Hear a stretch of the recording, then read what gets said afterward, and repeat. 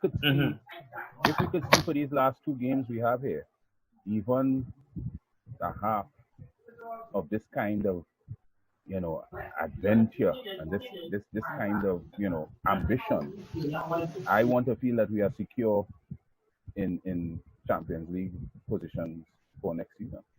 What do you think, Sergio? Yes, with you, question.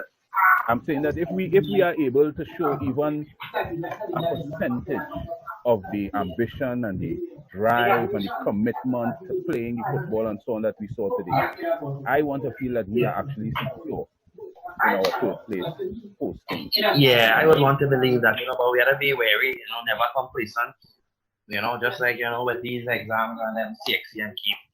It to be modified, but you always have to do what you need to do. But I think the dynamic that we must beat goals on the last day, and once we beat goals on the last day, we will finish in the top four. I would just love it to finish above Manchester United. I want that third spot. So let's go and beat Liverpool because Leicester's next game, Man United, and Man United versus Leicester. So somebody out of that conundrum will not make it top four. Once we beat Wolves, we will be in top four. These two teams on the last day, problems. And if we could count for Man United a draw game, I ain't sure what they're playing against. I ain't sure. I don't look at the fixture list, but third spot is massively important. The FA Cup and finishing top four is a massive achievement. Considering it's a transition year and puts us in a fantastic position to acquire the players that we do need. I think getting top four, getting FA Cup, Kai Havertz is a done deal in my view. And we could look to move. I remember you were scared about that, sir. I remember you were concerned about that. You were saying Kai Havertz has lost us because I'm seeing where we're gonna lose that top four spot and top four. You're feeling different about it. I feel much more comfortable about the top four chances and getting a player because I feel that once players like that make themselves available, we have to go and get them. I feel need that player. And to be honest with you, if money is to be wasted, I'd rather be an attacker than a defender because I remember I was getting rinsed up and down on Twitter. That's why I'm very hesitant of Chelsea going and buy Ben Chilwell from Leicester. I feel it's just too much money for a left back. That's close to 80 million playing on just a left back, and that's the only position you can play. I feel like it's too much money, and I'm happy to know according to the reports that Chelsea have pulled out, have been priced out of it. I feel Nicholas Tagliafico and Alex Telles could be a better option at a cheaper price because the difference in that is cost. Oblak, they're saying that they're going to possibly offer Kepa plus some money for Oblak. I don't know too sure about that. They say the Russia wants him. In my opinion, if Oblak is available and Chelsea could agree to get him, I would take Oblak. But a part of me foolishly believes that we should try to go with Kepa Arrizabalaga. I don't feel we should now show him out so now. Yes, I know that. I don't want to throw him out now. I feel he has to be our number one keeper moving forward is what I'm saying. I don't think that Chelsea should shine somebody who, because Oblak is a different class. If Oblak puts him on the bench on his worst day, I think Onana and possibly other Turkish keeper they have been mentioning would put competition on him, but I don't think they would do week in, week out comfortably, head over shoulders, displacing from the team. I don't feel so. I feel only Oblak to do that. Now, here's the thing with that, and now I agree with you, Kepa is an excellent shot stopper, as well as he can be compared to the Turkish goalkeeper who is a shot stopper. Now, one of the reasons why I have no problem with Oblak, the problem I have with the Oblak deal is we're getting rid of Kepa. So which means you'll be getting rid of Kepa to keep Caballero, which is an older goalkeeper. So I have a bit of an issue with that. But you see, that trades off. That trades off. Not stick up in that trades off. In that, if you keep Caballero will naturally settle for a second string, as opposed to if you had to keep Kepa and Oblak, or you bring Onana and Oblak, then you have two keepers that want to be first team, and you may have some conflict here. But go ahead. Now, what you're saying makes sense. But the thing with that is, if we get, let's say we go for Oblak and it's a trade, we lose Kepa, which is a younger keeper for the future. Now, if we bring Onana, we don't have to trade Kepa.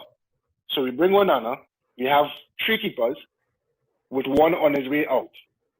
And you have the two young keepers fighting for that top spot. Now, Frank doesn't do particularly. Onana is 24, right? Yeah. So he's young. He's an excellent shot stopper. He reads the game well. He commands the box. Yeah, he commands the box. The issue we have currently with Kepa is a Giroud coming for a header in the box. And that reaches the penalty spot. He's waiting for the shot to come in. He's not going to go and command that ball. And if you realize, when a centre-back comes in to the area for corners, our issue for corners is they keep pushing them out and pushing them around, and they're doing them all kind of stuff.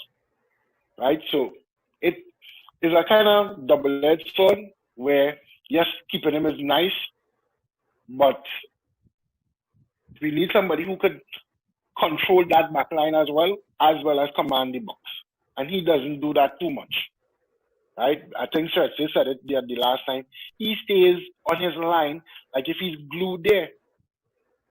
He stays there. Oh, he does come out. I mean, for all fairness to him, he does come out. He does try to punch the ball every now and then. Yeah, so I think not in his last game he played. Anyway, I think. But he doesn't seem sure. He doesn't seem certain. He doesn't seem confident. He punched out a ball on top the 18-yard box. Yes. And I laugh because I think some games before, this boy, they here punch a ball across the half line from inside the 18-yard box. And they all are both Spain keepers. Today's performance, it was a howler. But I didn't mind. I was cool with it. Go ahead. Do your thing, brother. No problem. Yeah. All righty. But I was good with David De Gea today. I was good. Yeah, of course. Compliments to him. Yeah. More like that. More like that. But with the transfer market after these games here is something we need to pay attention to, because the board has been saying, well, Frank has been saying he knows what he wants. He knows what he wants to bring in. So what we need to look at as fans, when they talk about a player, we do our little research and try and figure out, get in the head of Frank. Because it's not like we could pick up the phone and call him to talk. So if you see the style of football, Havertz would be an excellent addition to that with Ziyech, with Werner. But again, we have Tammy as well. Tammy showed up today as well, right? Tammy showed up today as well, boy. Isn't that interesting? Tammy was very different against a Man U side. And let me tell you why that was interesting for me. I'll tell you something. This made me even more comfortable with regards to going to Arsenal, but there's a flip side, there's a dark side to that coin, because sometimes our complacency, our ability to become complacent is very scary. But I'll tell you something. That Aaron Wan-Bissaka is for me formidable. He's a formidable right back. And Aaron was today tame. I couldn't understand what was going on.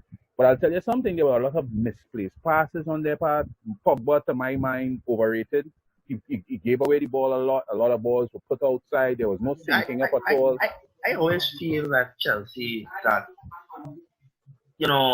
we are kind of like I get a sense like kind of like a fear that we're kind of like afraid of United and with the loss of Maguire. That's not today. We have quality players that embarrass these men, but these men are not impressive for the amount of money they are. Stop trying to make them look good. And again, what's the difference today? He bullied the centre backs, and I talked about that before. You have to let them waste. I go put arm on them. So you can't go up to one, you can go after Pulisic or William and them men. So you can't protection. You bully. As Mr. Ronnie is talking about, you need to bully these men and them. It's almost like they say it's a right to play. And once you earn the right to play, quality will be tactics that they show you will profess. And that's what happens. And this is one of the reasons why I feel comfortable about that final, that FA Cup. Because, to be honest, if we play with that fearsomeness that we played with today in that final, Arsenal don't have an answer. I am thinking about it now. The Gunners, I don't. But here the issue. Have an answer. Here the issue, and I need you to keep something in the back of your mind with this. If we go out with that fearlessness we went out with today, we would be good. But there's a trickster on Arsenal's team that knows us like the back of his hand. Who, David Luiz? Yes. I don't know. David, I will always tell you how I have loved when David came, right? Because I know the quality defender he is. However, based on what I noticed yesterday with him and in previous games behind the red card that he got, right? He is extremely talented when it comes to defending. He looked good yesterday. He looked excellent yesterday. No problem. He looked excellent. He looked good. But you see, the problem is David is a jack in the box. He is a surprise. I am sure, over the last few games, I think he has probably improved slightly, but I'm telling you that Arsenal Football Club is not David Luiz. Listen, at the end of the day, if we are playing the way we are playing right now, when we go up against Arsenal in that final, or today, how we play today. Final, if we play that same kind of football when we go up against Arsenal, if we don't have the pressing matches against Liverpool, against Wolves, when we go up for that final and we play like this today, Arsenal are going to be struggling because Arsenal have a problem playing high press. They have a problem playing that. Pepe, Aubameyang, Lacazette, these guys, and Aubameyang especially is not no defender. So he ain't going to run down nobody to get back no ball.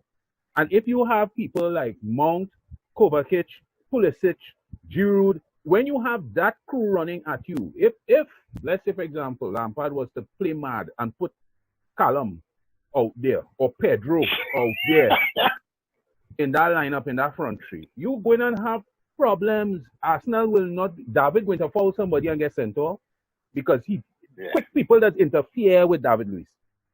Quick people around David, suddenly David get flustered, his hair started to get more frizzy, and then he fouls somebody and his red card or, Some nonsense. I am very, very confident. Personally, I'm very confident, for that final. And I saw many fans were saying that they prefer to have to play Arsenal than have to play City. Now, honestly, I would prefer we face City.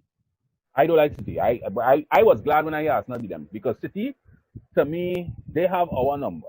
We beat them, but City is a much more difficult squad to break down than Arsenal. They are a difficult squad to break down. Now, remember, Arsenal running that 3-man backline now. Yes. Right? Now, reason why I say I would have preferred City.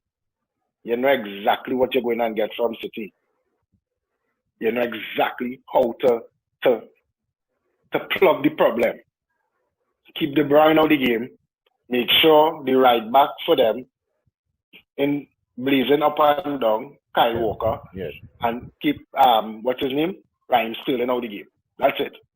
Shut them down. Quick. Where Arsenal is concerned, who are shutting down? You see, that's the point. And you see, that's my point. And you hit it right on the head. Actually, all you have to do is interfere with Arsenal midfield. Just interfere with it. Disturb the midfield and Arsenal loses shape. Because we know defensively, they're a mess. Well, they kept the shape yesterday. Right. They kept the shape yesterday. Yes. I was surprised. I and all was surprised about that. That they kept their shape beautifully yesterday. I sat down and I watched that game and it was like a nice game. Unlike today, I was scared to a point because of how they're running, how United was running. But from the kickoff, we didn't kick off. Man U kick off. And I think what I was doing, boy, when the game started, we were looking for the stream because the Serie A game was going on. Yes. And when the game started, 9 minutes had already gone. My head down on my phone because I didn't answer somebody. And when I look up, I saying, but my feed from on FootMob, when I went and I was reading FootMob, we kick off the game. And then halftime came and I see we kicking off halftime. I say, well, something wrong because the way FootMob had the game narrated, Man U didn't kick off this game today at all. Right. That's how the game was narrated. It didn't The show up. game was narrated as constant pressure from Chelsea. Chelsea has the ball again. And I'm reading, and I'm starting to get antsy, and I'm like, okay, all right.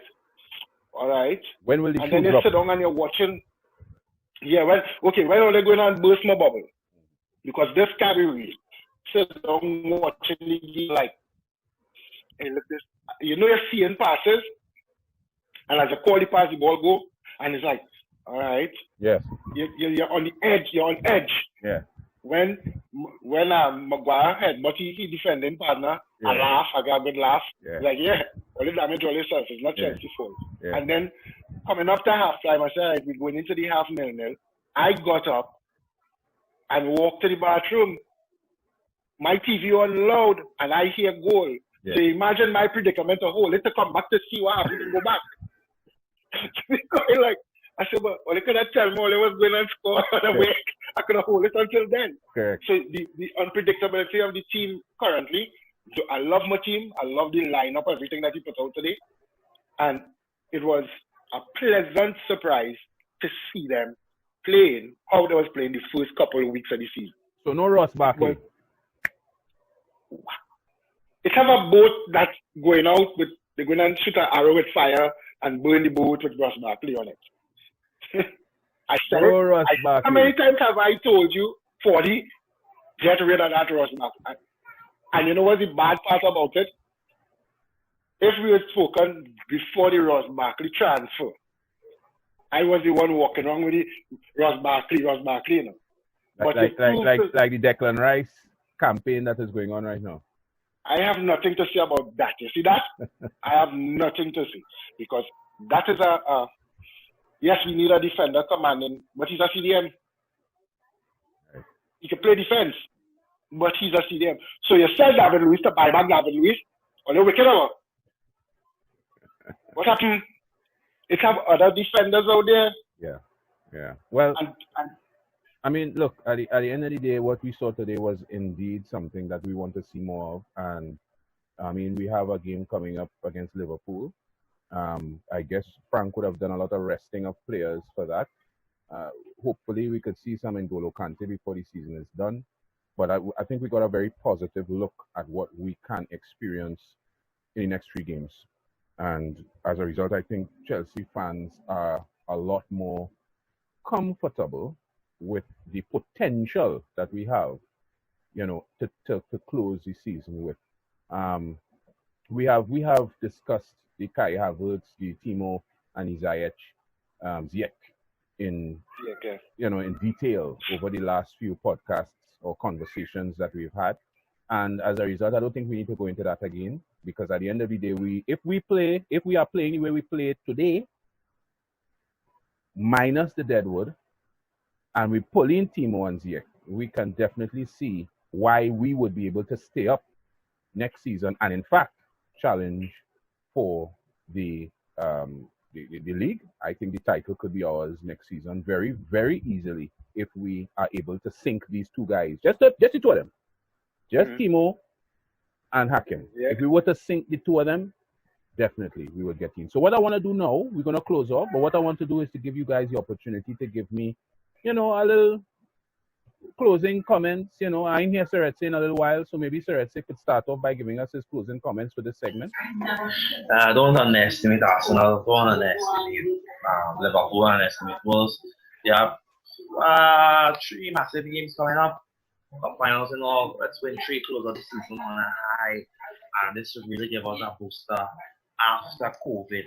We would really be one of the clubs, who have really acclimatized well to the COVID-19 pandemic and really make strides to get the players that winning. And a lot of positivity looking forward to the next season. I feel that even if we don't win the title next year, I think improvement on the games that we lost this year is considered a success. Picking up another trophy. I always say if it's not the title that you win that trophy and being the top 4. That will always put you in a way. But falling from the top 4 now, you have to climb up again to just get in the top 4 to make sure the title. So we're third now, finishing third in the league now with a major psychological boost. And I could improve on that 50, 60, 20 points. Bam, second in the league now. So I just want to close out with fantastic work from Frank Lampard, fantastic work from the players and all involved, and let's really push to win that FA Cup, because I have family who are Manchester United and Arsenal fans, and I want this to be a good year for me. Right. So yes, that's my closing thoughts. Thank you, sir. Rondale? Today we got a perfect example of the look forward. What we could look forward to once this team settles themselves and play the brand that Frank wants them to play. I was excited to know that Frank was the manager at the beginning of the season, and my excitement wasn't wasted. And I don't get excited so much. Right, that's true. Right? So, as Seretse rightfully said, do not underestimate our last 3 games. Those 3 games are dangerous games to play. We have everything to lose. Those teams have everything to gain by beating us. Well, so for us, sure, go ahead. Yeah. Go ahead. No, go ahead. Well, I mean, I don't think there's a better way to end this segment. Yeah. We have everything to lose. I think that is, look, I couldn't say it more perfectly. So, just putting that together, what Seretse said, I think we have the perfect message for this particular one, which is don't underestimate the games that we have to play. We have everything to lose. And I think that if we are able, if Frank is able to communicate that very same message to the guys, that might be the antidote that we need for the complacency that we sometimes suffer from game to game. And certainly, I think we would be able to keep our fingers crossed, keep our toes crossed, keep our arms crossed, and see some kind of success to wave that blue flag when the season is done. I want to thank you guys for coming on, giving us this hot off the press post-match, because I know it was quick. Usually we do it a little later. But you guys were very. I must want to that Zoom call today in Hotshot was a real nice thing. I think it's something to probably, if it is available too, I would look forward to more of that. It's a nice thing to have on a Zoom call. Everybody's there watching the game in the group. Everybody's seeing the same thing.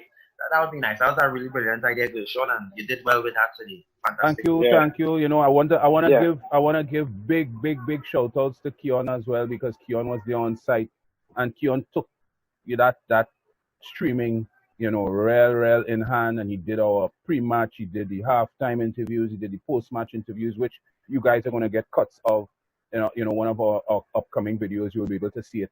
It was a beautiful thing by Keon Porter, and I want to give him big shout outs, to Keon, to those guys who were down at the Naris. I know that Angelo and Ayana and all of them were down there at Naris. Big shout out to you guys that went down there to support the team, and for all the guys that came on the group that got involved, we want to give you guys big shout outs. And again, I want to say Rondale and Seretse, thank you very, very much for coming on. No problem. Everybody have a fantastic Sunday later. Yeah. Wonderful. Yeah, my Sunday fantastic. Yeah. I go down bed and call some people and have a clean fight. I call it. I'm telling you, yeah. You see how you realize I had a Zoom call after 4 or 5 in the evening, and nobody in call my phone. Yeah. Let's see, had Lord. Yeah. Oh Lord. Yeah. There's interruptions, right? True. Yeah. I'm positive you might want to have a podcast and everything. How I not get on there? Yeah. So please be safe. Check out our friends down at the fan club, who are always authentic. They're always relevant. They have awesome memorabilia down there at the Trinidad Club. Go and check Avalon. Tell them Forde sent you. Tell them Trinidad and Tobago Blue Lion sent you. Avalon is going to take good care of you down at the hot shot, at the fan club. And up in Tacarigua, hot shots, that's where it is. That's where it happens. They have the ambience up there to make it absolutely righteous, win, lose, or draw. Check out Hot Shots up in Tacarigua. Shahid and they are going to take real good care of you guys. Once again, I want to say thank you for being with us. Thank you for being with us. And see you next time. Enter the Lion's Den.